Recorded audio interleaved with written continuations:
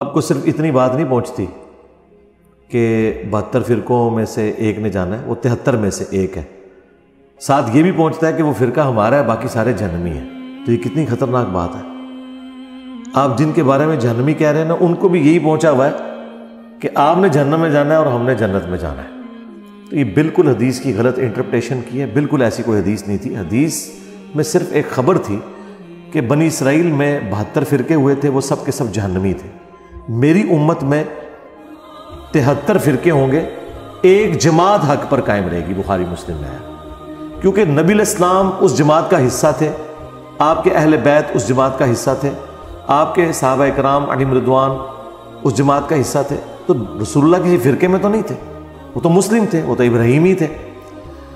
فرق عربی میں کہتے ہیں ٹوٹ کے الگ ہونے کو۔ اصل درخت تھا اسلام کا نبی صلی اللہ علیہ وآلہ وسلم، ان کے اہل بیت علیہم السلام، ان کے صحابہ کرام علیہم رضوان۔ وقت کے ساتھ ساتھ ان سے پتے ٹوٹ کے فرقوں کی شکل میں الگ ہوئے، اور آج امت میں اتنے فرقے بن گئے۔ لہٰذا یہ فرقے تو سارے ہی جہنمی ہیں، اور اصل چیز جو جنت میں جانے والی ہے وہ ہے جو فرقوں کے بغیر ہے، اپنے آپ کو اللہ کے نبی علیہ السلام، ان کے اہل بیت، صحابہ اور اللہ تعالیٰ کی ذات کے ساتھ جو لوگ جوڑتے ہیں نا، وہ فرقہ نہیں۔ ان کے لیے بخاری مسلم میں آیا کہ میری امت کا ایک گروہ، ایک جماعت قیامت تک حق پہ قائم رہے گی، کوئی نقصان پہنچانے والا انہیں نقصان نہیں پہنچا سکے گا، وہ غالب رہیں گے یہاں تک کہ قیامت کی صبح آ جائے۔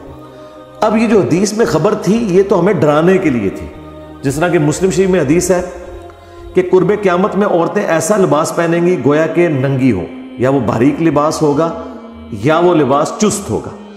اس کا مطلب ہم یہ نکال لیں گے کہ اللہ کے نبی نے فرمایا تھا کہ قرب قیامت میں عورتیں چست لباس پہنیں گی، تو ہم اپنی عورتوں کو اس طرح کا لباس پہنائیں؟ نہیں، بلکہ ہم مطلب یہ نکالیں گے کہ ہم نے بچنا ہے۔ لہٰذا یہ فرقوں والی حدیث اس لیے نہیں تھی کہ فرقے بناؤ، اس لیے تھا کہ نہیں بنانے، کیونکہ قرآن میں واضح حکم ہے وَاعْتَصِمُوا بِحَبْلِ اللَّهِ جَمِيعًا وَلَا تَفَرَّقُوا، تم سب کے سب مل کر اللہ کی رسی کو مضبوطی سے تھام لو اور فرقہ واریت میں مت بٹو۔ یہ اس لیے تھا کہ آپ نے فرقے نہیں بنانے، اس لیے نہیں کہ آپ فرقے بنانا شروع کر دیں۔ تو یہ بالکل پبلک کے اندر ایک جھوٹ انہوں نے مشہور کر دیا کہ جی فرقہ ہونا چاہیے، فرقہ ہونا چاہیے۔ فرقہ نہیں ہونا چاہیے، فرقہ ہے تو آپ مارے گئے۔ اور اس سے بڑی بات یہ کہ آپ یہ دیکھ لیں سارے فرقوں کو ایک دوسرے کو جہنمی کہتے ہیں۔ نیو ٹی وی کے اوپر بھی میرا پروگرام، کوئی ایک فرقہ بھی اس کے لیے راضی نہیں ہوا کہ وہ کہہ دے کہ باقی فرقوں کے پیچھے نماز ہو جاتی ہے، اور پروگرام کر رہے تھے اتحاد امت پہ۔ اتحاد امت کہاں، یہ فساد امت انہوں نے مچایا ہے۔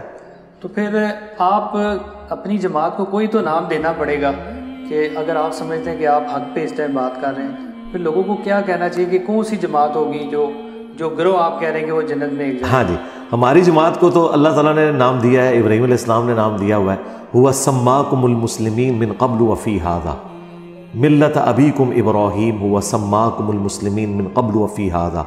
پیروی کرو ابراہیم کی ملت کی، جس نے قرآن کے نزول سے پہلے تمہارا نام مسلم رکھا تھا، اور اللہ نے اس کتاب میں تمہارا نام مسلم رکھ دیا۔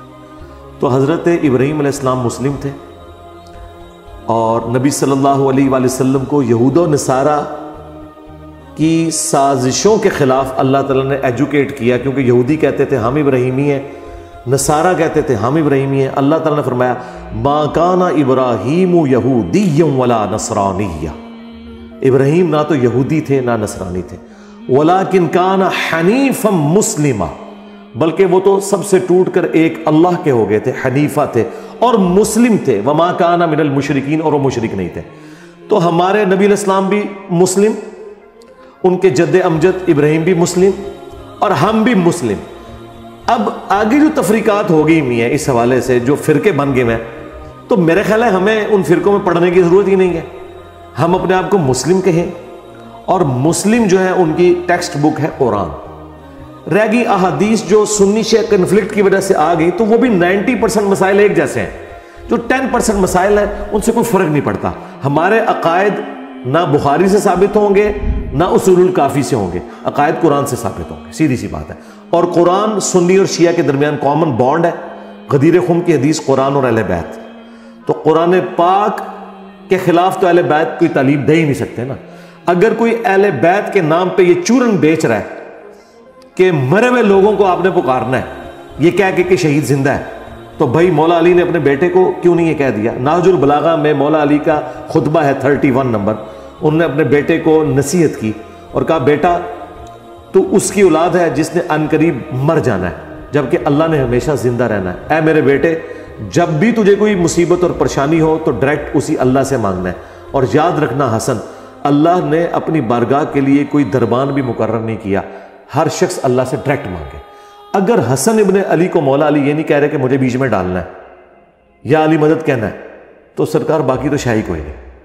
اب کوئی کہے کہ نہیں جی ہمارے بزرگوں نے سکھایا، تو بھائی بزرگوں نے جو سکھانا تھا وہ تو مولا علی کا خطبہ موجود نہج البلاغہ میں، قرآن میں آ گیا ایاک نعبد و ایاک نستعین، اور سب سے بڑھ کر قرآن میں آیا امن یجیب المضطر اذا دعا، بھلا بتاؤ تو کون ہے جو مصیبت میں گھرے ہوئے شخص کی فریاد کو سنتا ہے، اس سے اس کی تکلیف کو دور کر دیتا ہے، اور تمہیں زمین پر اگلوں کا خلیفہ کرتا ہے، کیا اللہ کے ساتھ کوئی اور الہ بھی ہے؟ اس کے باوجود کہ شیعہ کے صبح و شام کے اذکار میں یہ آیت پڑھی جاتی ہو سورہ نمل کی، وہ ترجمہ بھی نہ پڑھ کے دیکھیں اور وہ اٹھتے بیٹھتے اور ہستیوں کو پکاریں، تو وہ ہستیاں تو خود اعلان برات ان سے کر دیں گی۔ اور یہاں پہ سنیوں نے جو تصوف کے نام کے اوپر ڈرامہ بازی کی ہے، اور مرے ہوئے بابوں کو جو دربار دیکھتے ہیں اور انہیں کوئی پتہ نہیں اندر کون ہے، اوریجنل بندہ بھی ہو تب بھی مانگنا تو اللہ سے ہے۔ تو عقیدے قرآن سے لیے جائیں گے، باقی جو مسائل ہیں ان میں آپ اختلاف رائے رکھ سکتے ہیں، وہ کوئی مسئلہ نہیں ہے۔ میں ہاتھ چھوڑ کے بھی نماز پڑھتا ہوں، ہاتھ باندھ کے بھی۔ اہل سنت کے ہاں بھی دونوں روایتیں موجود ہیں، شیعہ کے ہاں ایک روایت کے اوپر زیادہ زور ہے تو ٹھیک ہے، ہاتھ چھوڑ کے بھی کوئی نماز پڑھتے ہیں، ہمارے نزدیک درست ہے۔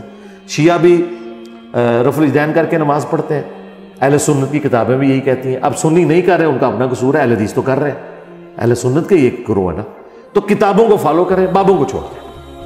اس میں جو لوگوں سے یہ سوال ہوتا ہے کہ آپ درباروں پہ جا کے سجدے کرتے ہیں، جبکہ سنی جو علماء ہیں یا جو وہ لوگ ہیں وہ یہ نہیں مانتے کہ ہم ان کو سجدہ کر رہے ہیں، وہ کہتے ہیں جی ہم سجدہ اللہ کو ہی کر رہے ہیں، لیکن یہ اللہ کے نیک بندے ہیں اس لیے ہم یہاں پہ آ کے سجدہ جی سیم یہی الفاظ قرآن میں لکھے ہوئے ہیں مشرکین عرب کے بارے میں، سورہ الزمر کے اندر وہ کہتے ہیں ہم ان ہستیوں کی عبادت اس لیے کرتے ہیں کہ یہ ہمیں اللہ کے قریب کر دیں گی۔ تو اللہ تعالیٰ نے فرمایا کہ اللہ تعالیٰ نے تو ان کی کوئی سند نازل نہیں کی ہے، تم نے خود سے یہ چیز بنا لی ہے۔ جی بالکل، ان کے بڑے بھی یہی کہتے تھے، ابو جہل اور اس کے ساتھی بھی، کہ ہم لات منات عزا کی عبادت نہیں کرتے ہیں، بلکہ یہ اللہ کی طرف سے چھوٹے چھوٹے دیوتا ہیں، پیچھے اللہ ہی ہے۔ اللہ کہنا منو پیچھے نہ کرو، اگے لے کے آؤ، میں ہی ہاں، میری ہی عبادت کرو۔ بھئی اسلام کو اگر ایک لائن میں ڈیفائن کریں نا تو اسلام ہے دین توحید۔ اگر توحید نہیں ہے، نہ محبت اہل بیت آپ کے کام آنی ہے، نہ محبت رسول، نہ عشق صحابہ، سب کا سب زیرو سے ملٹیپلائی اللہ تعالیٰ کر دے گا اگر توحید نہیں ہے۔ کیا حسین ابن علی نے گلا اس لیے کٹایا ہے کہ لوگ ان کی عبادت کریں یا اس لیے کہ لوگ اللہ کی عبادت کریں؟ کیا مولا علی علیہ السلام خطروں کے باوجود گھر سے نکلے فجر کی نماز کے لیے اور ان پر کاری زخم آیا، وہ اس لیے کہ لوگ مولا علی کی عبادت کریں یا اس اللہ کی عبادت کریں کہ جس کا بندہ ہے علی؟ تو جب ان بڑوں نے اپنی عبادت نہیں کروائی، چھوٹے تو شاہی کوئی نہیں ہے، تو یہ کہنا کہ بیچ میں ان کو ڈالا ہوا، نہیں، بالکل نہیں۔ نہ سنیوں کی کتابیں سے سپورٹ کرتی ہیں، نہ شیعہ کی۔ سجدہ صرف اللہ کو ہوگا۔ جتنے بھی عبادت کی رسومات ہیں، نظر، نیاز، قربانی، روزہ، حج، زکوٰۃ، جھکنا، یہ صرف اللہ کے ساتھ خاص ہے۔ اور اگر کوئی شخص کہتا ہے کہ اس کے ساتھ کوئی پیغمبر بھی شریک ہے تو وہ کافر ہے، سیدھا کافر ہے۔